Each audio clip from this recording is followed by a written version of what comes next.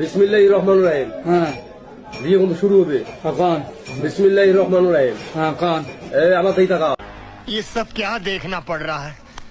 হ্যাঁ কন কালা তোল হ্যাঁ কন বুঝলাম কিন্তু কন কন ও বিসমিল্লাহির রহমানির রহিম। বিসমিল্লাহির কুটির গিয়ে